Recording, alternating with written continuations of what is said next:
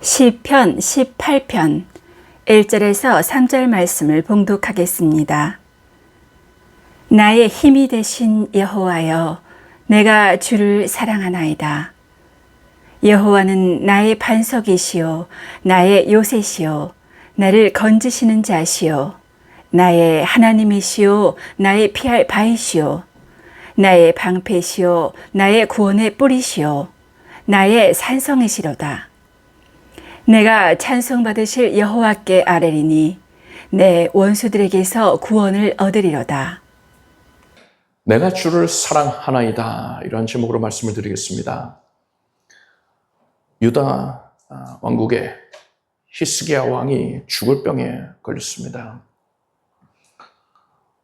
그때 하나님께서 이사야 선지자를 통하여서 히스기야에게 이렇게 말씀하십니다. 너는 신변을 정리해라. 네가 죽고 살지 못하리라 하셨어요. 히스기야가 병에 걸려서 끙끙 앓으면서 얼마나 기도를 많이 했겠습니까? 하나님, 제발 살려주십시오. 이때 히스기야에게는 아들도 없었단 말이에요. 지금 히스기야가 죽으면 왕위를 이을 사람이 없습니다. 하나님, 제발 살려주십시오. 기도했을 것이고 온 나라 백성들이 함께 기도했을 겁니다. 다윗의 계보가 끊기면 안 되니까는요. 모두가 함께 그렇게 간절히 기도를 했을 것인데 하나님께서는 이사야를 통해서 내가 정령 죽을 것이니 어서 정리해라. 이렇게 매정하게 말씀하신 거예요. 히스기야가요. 이때 이 말씀을 듣고서 벽을 바라보면서 기도를 합니다. 벽을 바라봤다는 것은 다른 거 아무것도 생각 안 하고 오직 하나님께만 집중해서 하나님만 바라보며 기도를 했다. 절박하게 기도했다는 거예요. 눈물과 콧물을 쏟으면서 땀 범벅이 돼서 저렇게 히스기야가 하나님 제발 살려주십시오. 기도했을 거예요. 이사야가 네가 죽을 것이다 메시지를 전하고 이제 돌아서 나오는데 채 궁궐을 벗어나지도 않았는데 하나님께서 이사야에게 다시 말씀하십니다. 히스기야를 살려주시겠다는 거예요. 그래서 급히 이사야가 히스기야 왕에게 돌아와서 하나님께서 왕의 생명을 15년을 더하겠다 하셨습니다. 이 메시지를 전했습니다. 히스기야가 하나님께 기도를 올린, 절박하게 기도 올린 그 수분, 얼마 지나지 않았잖아요. 짧은 기도를 하나님이 들으시고 전격적으로, 즉각적으로 응답을 하셨다는 겁니다. 이렇게 기도하면 바로 응답받으면 얼마나 신나요? 참 즐겁단 말이죠. 문제가 바로 해결되니까요. 그런데 하나님께서 항상 이렇듯 우리의 기도에 곧바로 응답을 주시는 것만은 아닙니다. 하나님께서 하나님의 선하신 뜻으로 말미암아, 계획으로 말미암아 응답을 지연을 시키실 때가 있습니다. 대표적으로 다윗을 들 수 있어요. 다윗이 사울 왕의 그 위협을 피하여서 도피 생활을 합니다.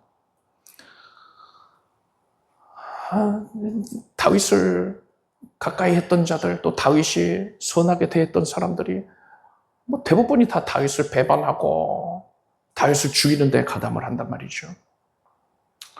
이때 다윗이 하나님께 절박하게 호소합니다. 하나님, 나의 대적들을 멸하여 주십시오. 하나님께서 그들의 악을 기억하여 주십시오. 하나님, 제가 평안한 가운데 거하게 해주십시오. 이렇게 호소했어요. 항상 생명의 위협을 받으니까요. 제발 편안한 가운데 살게 해주십시오. 이렇게 기도를 합니다. 그런데 하나님께서요, 그 기도를 바로 들어주신 게 아니었어요. 다윗이 무려 10년 가까이 도피 생활을 합니다. 다윗이 기도 응답 받는 데에 10년이라는 세월이 걸렸던 거예요. 이 기간 동안에 다윗은요, 너무나도 괴로웠습니다. 여러분, 살해의 위협을 당하는 것을 10년째 지속된다고 생각해 보세요. 주변 사람들 계속 배반을 일삼으니까요, 믿을 사람도 없고요. 굉장히 스트레스지요. 그래서 다윗이 이 시기에 뭐라고 하나님께 호소했느냐. 시편 13편 1절을 보니까 여호와여 어느 때까지니까 나를 영영히 잊으시나이까 주의 얼굴을 나에게서 언제까지 숨기시겠나이까 하나님 왜 나를 외면하십니까 하면서 다윗이 절규를 하는 겁니다. 너무나 괴로운 시간이었어요. 우리는 히스기야처럼 그렇게 우리가 기도하면 하나님께서 즉각적으로 응답해 주시기를 바라고 있지요.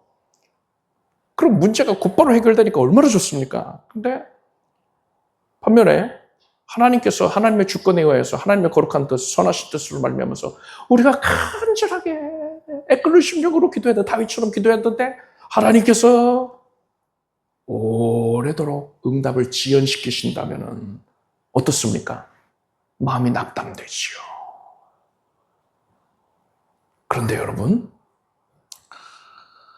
영적인 이 신령한 안목, 하나님께서 우리에게 허락하신 진리를 바라보는 눈, 신령한 안목을 가지고 이러한 사안들을 바라보면요, 응답이 즉각적으로 임하는 것 물론 좋은 것이지만 응답이 더디 임하는 것이 즉각적으로 임하는 것보다 더 유익한 점이 많다는 것을 헤아릴 수가 있습니다.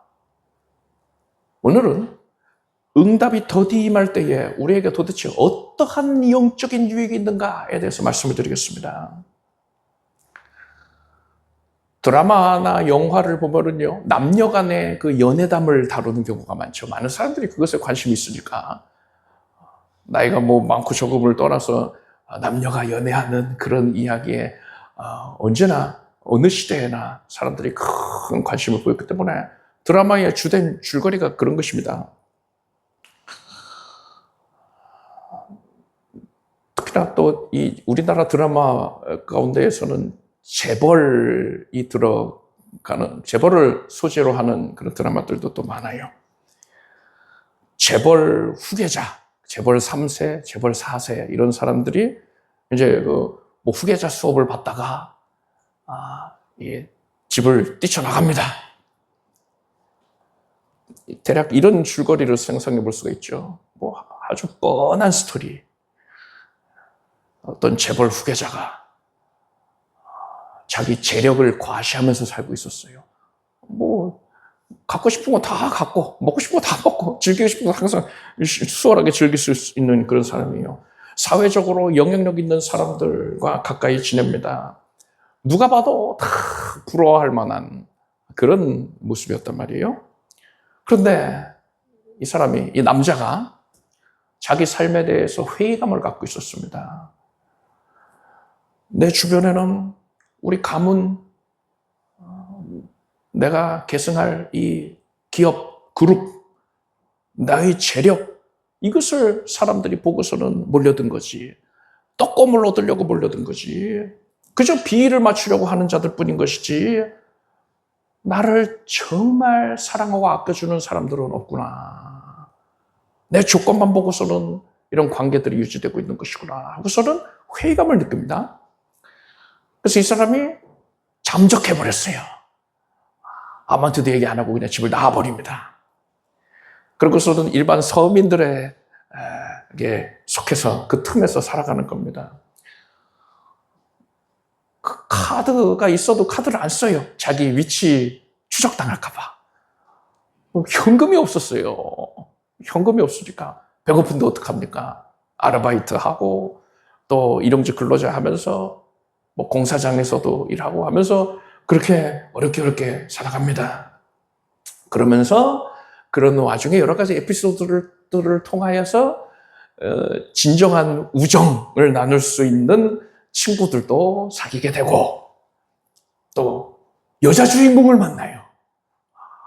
아름다운 여자 주인공 만나서 연애를 시작을 합니다. 이 여자 주인공은요, 이 남자가 매우 가난한 사람이라고 알고 있었어요.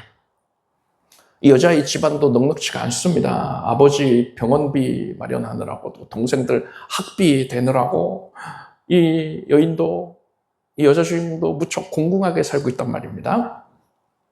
생활력은 강하지만 그래도 형편이 너무 어려움이 있다. 그렇죠.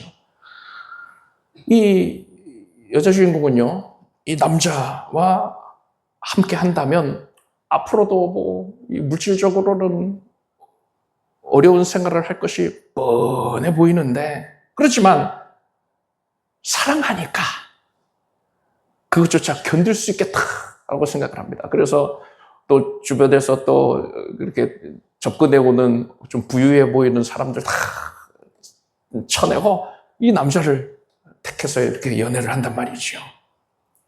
결혼을 약속합니다.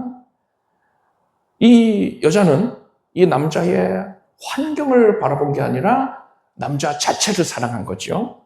자, 그렇게 좋은 날이 지속이 되는데 이제 갈등이 등장을 해야 되잖아요. 이 여자한테 양복 입은 덩치 큰 사람들이 찾아옵니다. 사모님께서 뵙자고 하십니다. 하는 거예요. 그래서 동행을 요구하는 거예요. 여자가 얼떨결에 따라갑니다. 커피숍으로 가는데 그냥 커피숍도 아니고 아주 그냥 으리으리한 호텔에 마련된 커피숍인데 거기 부잣집 사모님이 앉아 있는 거예요. 나는 아무개 엄마예요. 이러는 겁니다. 그 남자 주인공이 엄마예요. 우리 애가 그쪽과 만나고 있다면서요? 다 심부름하는 사람들 통해서 사진도 확보를 하고 관계를 다 한 겁니다. 그쪽 때문에 우리 애가 집에를 들어오질 않고 있어요.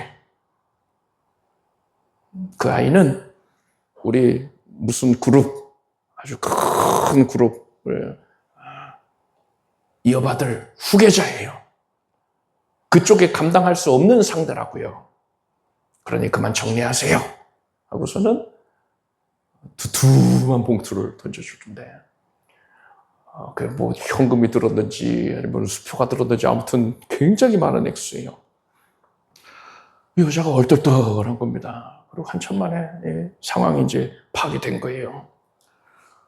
눈앞에 놓인 그 거액의 돈 봉투도 보입니다. 이 돈이면은 아버지 수술비도 병원비도 다 될 수 있고 동생들 뒷바라지도 다 할 수 있어요. 그렇지만 이 여자가요, 이렇게 말합니다. 저는 그 아무개 씨를 사랑합니다. 그분이 어느 기업의 후계자이기 때문이 아니라 아무개 씨 자체를 사랑합니다. 죄송합니다.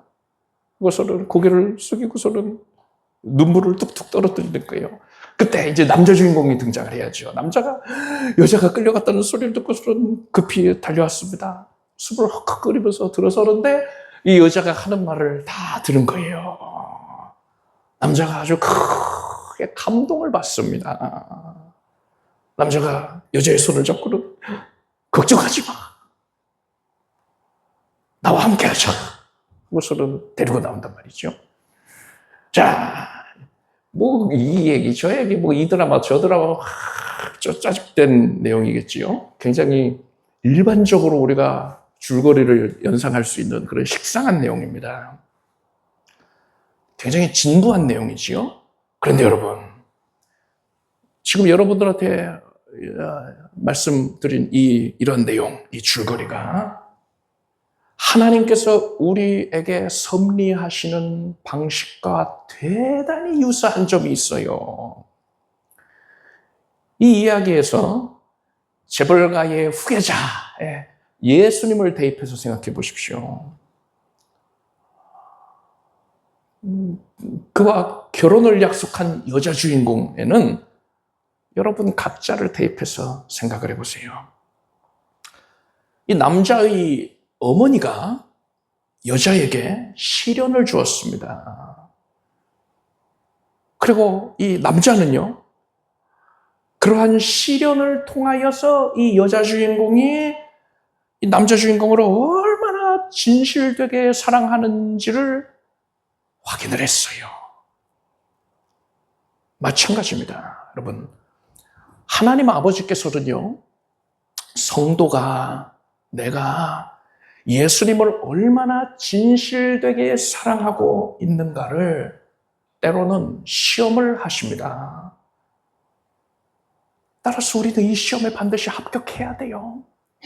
이 시험을 통해서 내가 예수님을 얼마나 진실되게 사랑하고 있는지를 드러내 보여야 되는 겁니다. 하나님께서 성도를 시험하시는 가장 대표적인 방법을 말씀을 드리겠습니다. 예수께서 보리떡 5개와 물고기 2마리, 이 오병이어를 가지고서 5,000명을 먹이신 일이 있습니다. 성인 남자만 5,000명입니다. 그러니까 자리에 있었던 여인들과 아이들까지 합하면 10,000명이 좋게 넘었을 거예요. 예수께서는 이러한 기적을 베푸신 후에 이제 밤중에 백성들이 다 흩어졌죠. 밤중에 갈릴리 호수를 건너서 가버나움으로 가셨습니다. 이제 가버나움에 복음 전을 가신 거예요. 그리고서 이제 다음 날 아침이 되니까 전날 오병이어의 기적을 체험한 사람들, 떡과 고기를 풍족하게 먹은 사람들이 다음 날에 또다시 예수님을 찾아옵니다.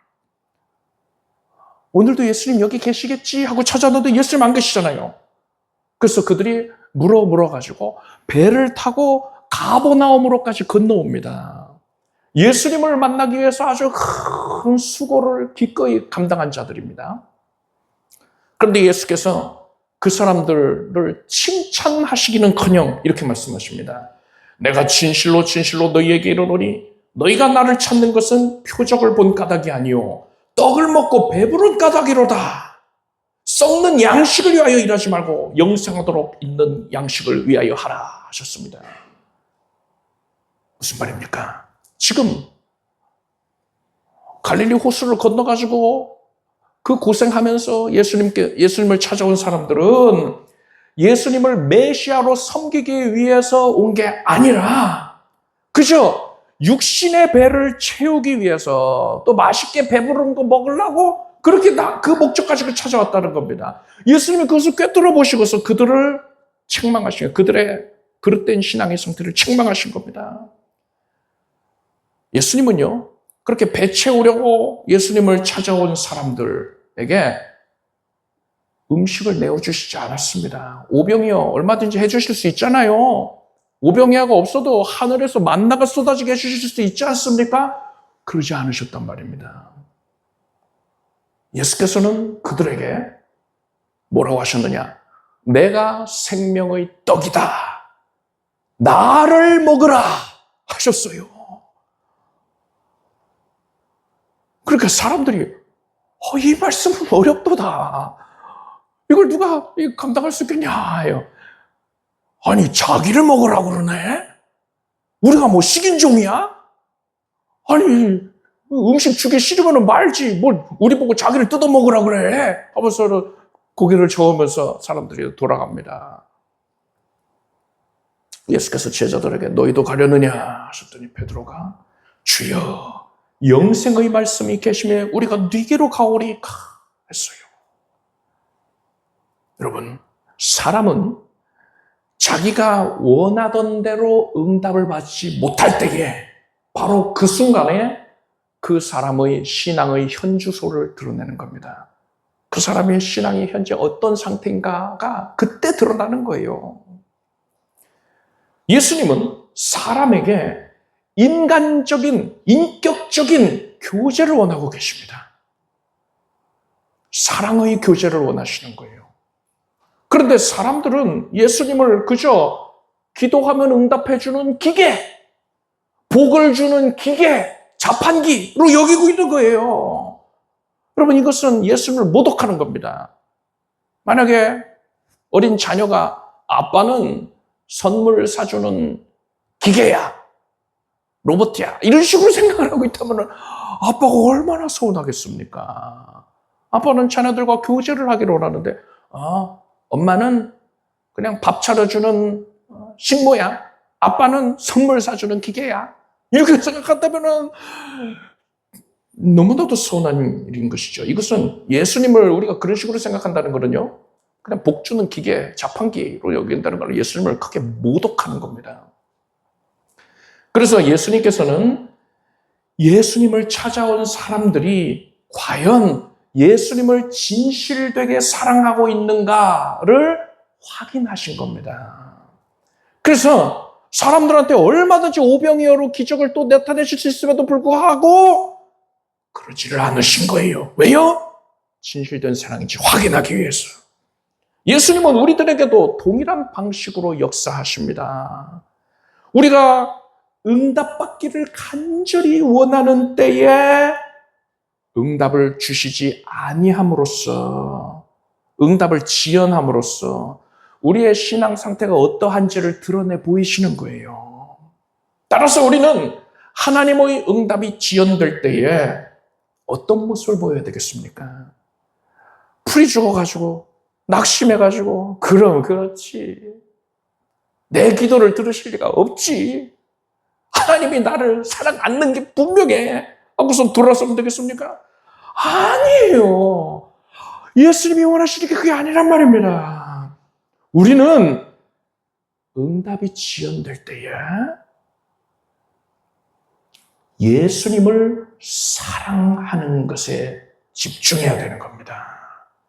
여자 주인공이 남자 주인공이 가진 그 어떤 조건도 보지 아니하고 남자 자체를 사랑했잖아요. 남자 주인공 자체를 사랑했잖아요. 그것처럼 우리는 예수님이 응답을 주시던 안 주시던 간에 그것과 상관없이 예수님과 교제하고 있다, 예수님과 사랑의 교제를 나누고 있다라는 사실 자체만으로 만족해야 되는 겁니다. 그 여자 주인공, 남자 주인공이 모든 것이 다 곰핍한데도 불구하고 우리는 서로 사랑하는 사이야, 이거 가지고 만족하는 것처럼 우리는 나는 예수님과 사랑을 나누고 있다는 사실만으로 응답이 있건 없건 간에 만족하고 기뻐하고 즐거워해야 되는 겁니다. 시편에 많은 시들이 있습니다. 150편의 시들이 있는데 그 가운데에 표제어가 붙어있는 시들이 있습니다. 표제어가 뭐냐? 그 시편의 원문, 그 히브리 원문을 보면요, 이 시를 기록자가 어떤 상황에서 작성했는가가 나와 있는 거예요. 오늘 본문인 시편 18편을 보면은 그 1절 앞에 뭐라고 적혀 있습니다. 여호와의 종 다윗의 시 영장으로 한 노래. 여호와께서 다윗을 그 모든 원수와 사울의 손에서 구원하신 날에 다윗이 이 노래의 말로 여호와께 아뢰어 가로되라고 했습니다. 이게 표제어예요. 다윗이 사울에게 쫓길 때에 하나님, 사울의 손에서 나를 구원해 주십시오, 이렇게 간절하게 절실하게 기도를 했습니다. 그런데 하나님께서 그 기도에 대한 응답을 미루시다가 미루셔서 한 10년가량을 다윗이 고통을 겪게 하셨단 말입니다. 그리고서 어떤 일이 있었습니까? 10년 즈음 됐을 때 어떤 일이 있었습니까? 사울이 죽임당하지요. 자결을 했죠. 사울의 가문은 망하고 다윗이 이제 이스라엘의 왕이 되었습니다. 다윗의 고난의 때가 종료가 된 거예요. 다윗은 그렇게 거의 10년 가까운 세월 동안 기도한 것에 대한 응답을 받고서 이제 고난의 시기를 끝마치고서 자신이 지나왔던 그 고난의 때를 돌아보면서 이 시를 기록을 한 거예요. 그런데 다윗은요, 시편 18편의 1절을 보니까 나의 힘이 되신 여호와여 내가 주를 사랑하나이다, 이렇게 선언을 하고 있습니다. 다윗이 지난 고난의 때를 돌아보니까 가장 중요한 게 뭐라는 거예요? 하나님을 사랑하는 것밖에 없었다, 그것만이 남더라, 이렇게 고백하고 있는 겁니다. 하나님께서 다윗으로 하여금 고난의 시기를 겪게 하신 것은 다윗이 주위 상황과 환경이 달라지지 않는데도 불구하고 심지어 간절하게 절박하게 구한 대로 하나님이 응답해 주시지 않는데도 불구하고 하나님을 변함없이 사랑하고 있는가, 이것을 확인하시기 위함이었단 말입니다. 그것이 그 고난의 이유와 목적이었단 말이에요. 다윗은 이것을 깨달았어요. 그래서 지난날 그 고난의 때를 회고하는 그 시의 가장 처음에 서두에서 1절에서 하나님을 향한 사랑을 적극적으로 고백을 하고 있는 겁니다. 다윗은 33절을 보니까요, 나의 발로 암사슴 발같게 하시며 나를 나의 높은 곳에 세우시며 라고 했습니다. 높은 곳에 거한다는 것은 신앙의 수준이 높아졌다는 것을 의미합니다. 쓰나미가 몰려올 때에 큰 파도가, 빌딩만한 파도가 몰려오지 않습니까? 그때에 안전하기 위해서는 높은 곳으로 올라가야 됩니다. 낮은 곳에 머물러 있다가는 물살에 휩쓸려 버리고 맙니다.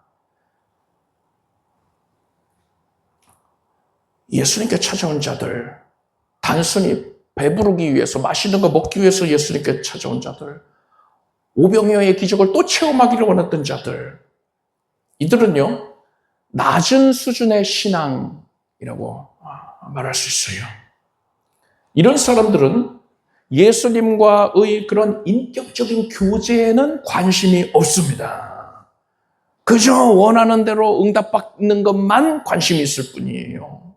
반면에 예수님과의 사랑의 교제에 집중하는 신앙, 그런 신앙은 높은 수준의 신앙이라고 할 수 있는 것입니다. 간절하게 눈물을 흘리면서 애끓는 심령으로 기도한 내용들, 그것이 당장 눈앞에 응답이 되는지 안 되는지 이것은 상관하지 아니하고 예수님으로 인하여서 만족하는 겁니다. 예수님이 날 사랑해 주시니까, 내가 예수님을 사랑하니까 그 사랑의 교제로 말미암아 만족하는 거예요. 그리고 상황이 어떻든지 간에 더욱더 예수님을 사랑하기를 힘쓰는 겁니다. 이러한 신앙은 어떤 역경이 찾아온다 하더라도 절대로 흔들리지를 않는 겁니다. 다윗은 응답이 지연이 되어서 고난을 겪고 있을 때 더욱더 하나님을 사랑하기를 힘썼습니다. 그래서 다윗은 높은 수준의 신앙에 다다를 수가 있었던 거예요. 하나님은 이러한 고난의 때를 통하여서 다윗의 신앙을 성장시키셨던 것입니다. 다윗은 응답이 더디 임한다 하더라도 하나님을 진실되게 사랑했습니다. 그리고 오랜 시간이 지나는데 그 모습이 변함이 없었어요. 10년 가까이 고통을 당했다니까요. 여러분, 10년 동안 그 모습을 유지를 했으면, 그 모습, 좋은 모습을 유지했으면 그것이 그의 본 모습인 것이지요. 그 모습으로 고정이 된 겁니다. 하나님을 진실되게 사랑하는 모습을 온전히 갖게 된 거예요.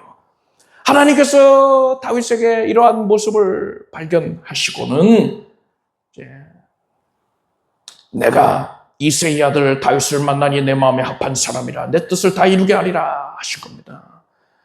그리고 이후에 이제 이 고난의 때가 끝난 이후에 다윗의 그 행보를 보십시오. 다윗이 어디를 가든지 여호와께서 이기게 하시리라 했어요. 하나님께서는 이제 다윗에게는 더 이상 응답을 지연할 필요가 없다, 이미 확인했다 하시는 거예요. 그래서 하나님께서는요, 다윗이 이제 적들을 만나서, 대적들을 만나서 하나님께 구원을 호소하면 응답을 지연시키지 아니하시고 즉각적으로 응답하신 겁니다. 승리를 내려주신 거예요. 그래서 어디를 가든지 여호와께서 이기게 하셨던 것입니다. 이렇듯 여러분, 응답이 지연되는 것은 하나님을 향한 나의 사랑이 참으로 진실되다, 어떤 조건에 기반한 게 아니라 정녕 예수님을 진실되게 사랑하고 있다라는 것을 보여드릴 기회를 얻는 것이고요. 또한 신앙을 성장시킬 기회를 얻는 것입니다.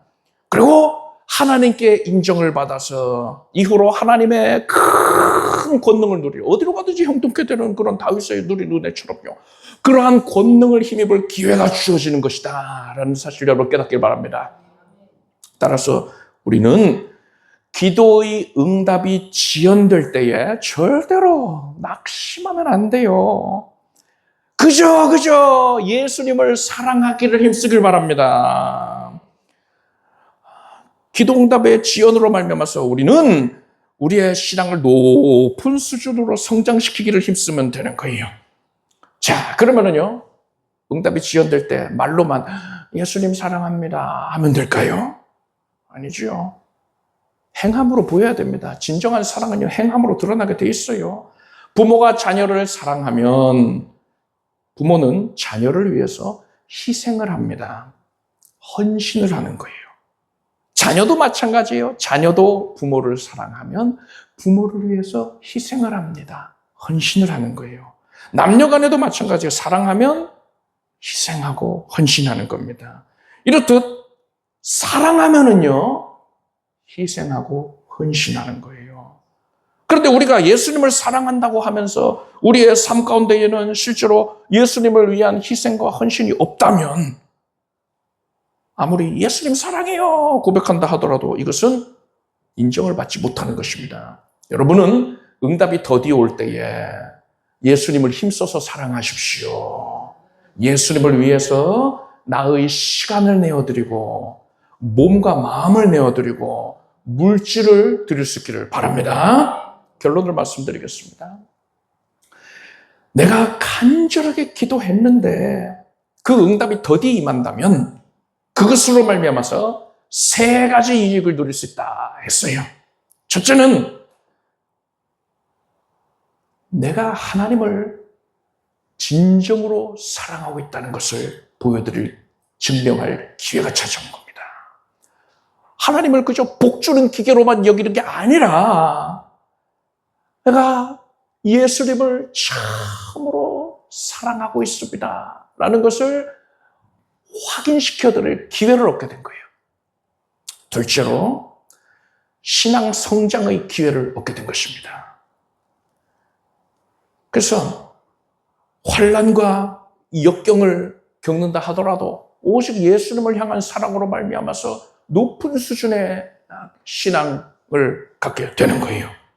세 번째로는 하나님께서 진실된 사랑을 확인하시고는 이제 권능을 나타내시는 그런 기회를 우리가 누리게 되는 것입니다. 하나님께서 진실된 사랑을 확인하시면은요, 더 이상 지연시킬 필요가 없겠구나 하시는 거예요. 그래서 고난의 때를 종료시키시고 이제부터는 눈앞에 다가오던 모든 문제들을 우리가 하나님께 간절히 호소하면은 즉각적으로 축복으로 변화를 시켜주시는 것입니다. 다윗이 누린 그 은혜를 우리가 누리게 되는 것입니다. 여러분 마태가 보면은 1+1 물건들이 있죠. 가격을 2배로 뻥튀기 해놓고서 1+1이에요 하고 파는 그런 거 말고요. 진짜로 원래 가격 그대로 제품, 물건을 사는데 하나를 더 얹어주는 겁니다. 그런 특별 행사라면은요, 같은 가격이면 당연히 1+1 물건을 사는 게 이득이지요. 이런 제품을, 이런 물건을 내가 얻으면은, 횡재했다. 이런 마음이 들 거예요. 기분이 몹시 좋을 겁니다. 그런데 여러분, 간절히 기도한 내용이 응답이 지연될 때에 1+1 정도가 아니라 1+1+1의 유익이 있다 했어요. 간절히 기도했는데 하나님이 즉각 응답 주시면 문제가 해결됐다라는 유익 한 가지만 있잖아요. 그런데 응답이 지연되면 이 문제가 해결됐다라는 것에 더해서 세 가지 유익이 더 따라온다 그랬습니다. 그것을 오늘 우리가 살펴본 거 아닙니까? 내가 하나님을 인격적으로 사랑한다는 것을 확인시켜 드릴 수가 있고, 신앙 성장을 가져올 수가 있고, 하나님의 크나큰 권능을 누릴 수 있는 그런 기회가 찾아온 것이에요.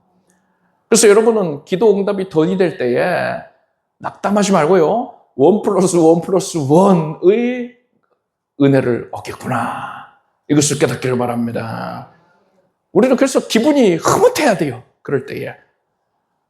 응답이 더디올 때에 오히려 기뻐하는 마음으로 하나님께서 나에게 복을 주시려고 지연시키시는 것이군요. 내가 하나님을 더 사랑하기를 힘쓰겠습니다. 이렇게 고백하길 바랍니다. 여러분 따라서 고백하시길 바랍니다. 나의 힘이 되신 여호와여, 내가 주를 사랑하나이다. 아멘. 여러분 하나님을 사랑함으로써 하나님께로부터 다윗과 같이 하나님을 사랑하는 자다, 진정으로 예수 그리스도를 사랑하는 자다 인정받기를 바랍니다. 그래서 다윗이 누린 형통처럼 여러분이 어디를 가든지 하나님께서 이기게 하여 주시는 그러한 복을 받아들이게 되길 바랍니다. 기도하겠습니다. 하나님의 거룩한 뜻, 선하신 뜻을 신뢰합니다. 우리가 간절하게 애끓는 심령으로 눈물로 호소한 기도의 내용들, 그것에 대해서 하나님께서 당장 응답해 주시지 않는다 하더라도 우리가 더 기뻐하며 하나님을 사랑하기를 힘쓰겠습니다. 하나님을 향한 사랑이 참 진실되다는 것을 하나님께 보여드리겠습니다. 오직 예수 그리스도를 힘써 사랑하여서 예수 그리스도를 기쁘시게 하여 드리고 예수님으로 말미암아 승리를 거두게 해주시옵소서. 예수님의 이름으로 기도드립나이다. 모두 자리에서 일어나십시오. 가슴에 손 얹고 아픈 곳에 손 얹고 기도하겠습니다. 하나님, 우리에게 간절한 소망을 주신 것, 하나님께서 하나님의 기쁘신 뜻을 이루시게 위하여서 소원을 뚫고 행케 하신다 하였습니다. 하나님이 주신 소원을 품고서 주의 자녀들이 간절하게 기도할 때에 그 기도에 응답을 주심을 감사드립니다. 하나님의 계획에 의하여서 응답이 더디 임할 때에도 주님을 더 간절히 사랑하겠습니다. 그죠? 주님밖에 없습니다. 주님만 나의 소망이요, 주님만 나의 만족이 되십니다. 주님께 주목하오니 하나님께서 기쁘게 여겨주시고 지금 주의 자녀들이 세상 가운데에서 더욱더 하나님을 성실하게 섬길 수 있도록, 더 힘써서 주를 위해 헌신할 수 있도록 하나님께서 각양의 은사와 응답을 내려주시옵소서. 심령에 눌려있던 것들이야,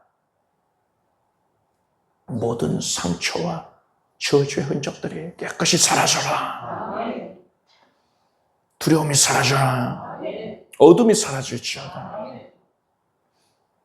빛이 어둠 가운데 임하였으니 어둠이 물러갔습니다. 모든 질병의 세력도 예수 이름으로 치유받겠습니다. 하나님께서 우리에게 주신 사랑으로 말미암아 성도가 서로 간에 사랑하며 위하여서 기도하고 있습니다. 성령의 하나 되신 것을 힘써 지키며 사랑으로 띠띠어서 위하여 축복하고 신의를 위하여 기도하옵나니 하나님께서 지금 치유의 은택을 내리시옵소서. 머리에서 발끝까지 정결하여 주고 뇌신경이 혈관이 정성이 될지어다. 하나님께서 개입 섭리하셔서 지금 몸 안에서 불필요한 것들이 깨끗이 사라져라. 염증이 사라지고 암세포가 사라지고 생명으로 충만할지어다. 기력을 얻게 하소서. 샘으로 넘치게 하소서. 폐에 차있던 물도 사라지고 심장이 강건해질 것이며 머리에서도 발끝까지 온몸 각 기관이 새롭게 되고 오장육부가 새로워질 것이고 소화 능력이 왕성해질지어다. 혈액이 정결해질 것이고 모든 수치가 온전해져라. 면역력 충족케 하시옵고 질병의 한계로 왔다가 7개로 물러가게 하시옵소서. 주의 자녀들이 큰 은혜를 항상 힘입습니다. 하나님께서 넘치게 살아가는 자에게 넘치게 응답 주시는 것을 감사드리옵고 삶의 형편이 날로 부여하여져서 형통하여져서 주의 일을 감당하는데, 주께 헌신하는 데에 더 열심내게 해주시옵소서. 주님을 기쁘시게 해드리는 삶을 위하여서 기꺼이 헌신하게 해주시옵소서. 예수님의 이름으로 기도드립나이다. 믿는 대로 될지어다. 하나님께 박수를 올리겠습니다. 자리에 앉으십시오. 준비하신 예물을 충성도 마음으로 드리겠습니다. 드리신 예물을 위해 축복 기도하겠습니다. 하나님 감사드립니다. 주님을 사랑하는 마음으로 주님께서 주신 것 중에 일부를 구별하여 거룩하게 드립니다. 하나님께서 아름답게 여겨주시고 드린 정성 위에 놀라운 은혜를, 응답의 역사를 허락하여 주시옵소서. 예수님의 이름으로 기도드립나이다. 그 소식을 말씀드리겠습니다. 추수감사주일에 임직 예배가 있습니다. 주보에는 기재를 안 했는데 임직 받으실 분들 교육을 10월 둘째 주경부터 한 2주 정도 하면 될 것 같아요. 예전에 뭐 한 6주간도 하고 그랬는데 굳이 그럴 필요는 없겠다 생각이 들어서 한 2주 정도 성경 공부하던 시간이 있지요. 그때 이제 교육을 받으시면 됩니다. 그래서 임직 받고자 하시는 분들 명단을 조만간에 추려가지고 또 주보에도 기재를 할 테니까 또 10월 한 둘째 주경부터는 교육이 있다. 계획을 미리 알고서 여러분들 개인 일정들을 조절을 하시길 바랍니다.